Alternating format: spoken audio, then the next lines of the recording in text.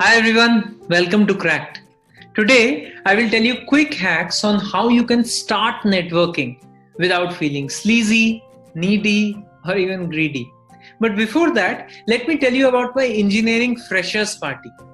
I remember I was 18 when I was told by my seniors to quickly move around the entire room and introduce myself to the then strangers and even ask one of the ladies for a dance. All this when I was already anxious for the fact that I'll have to resort to networking during that informal event. I still remember how my batchmate Rahul had that perfect smile, the perfect elevator pitch, the perfect one liner, and the perfect recipe to influence and win people while working the room so flawlessly. I so hated Rahul for being that quintessential networker, but thankfully, not anymore. Did you know 70 to 80% of all professional jobs are not obtained through advertisements, but referrals? Did you know companies earn $12.50 for every dollar invested in face-to-face meetings? Did you know for every 10.43 ideas an online meeting generates, there are about 13.5 ideas that come from real life communication? This, guys, and many more such facts educate us how important networking as a skill is. But networking has had a bad reputation. Oftentimes, people misunderstand it as an opportunistic practice lacking authenticity. Some people I know see it as unnecessary small talk. Some even imagine it about begging for favors, while others think it is merely exchanging information with strangers. Yes, you heard it right. Strangers. That is the keyword here, which makes networking as a practice simply very difficult. But what is networking really?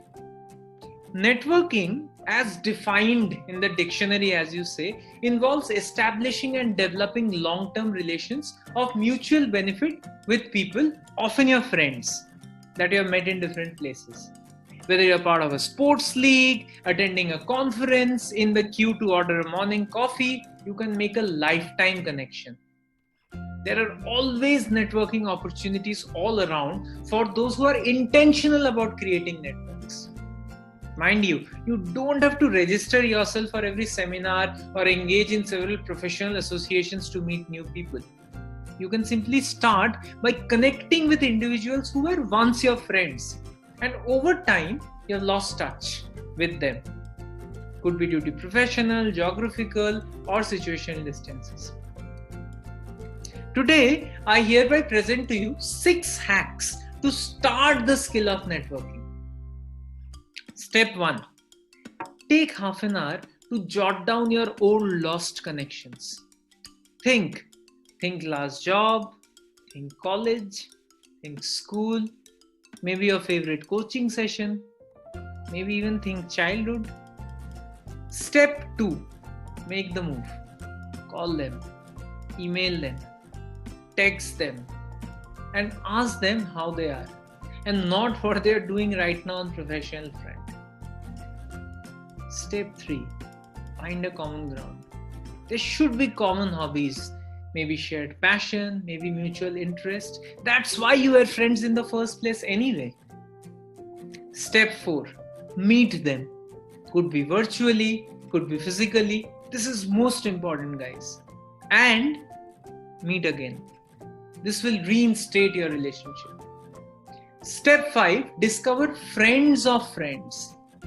You will be startled to know that a study suggests that you get 6% more happiness when your friend's friend is happy.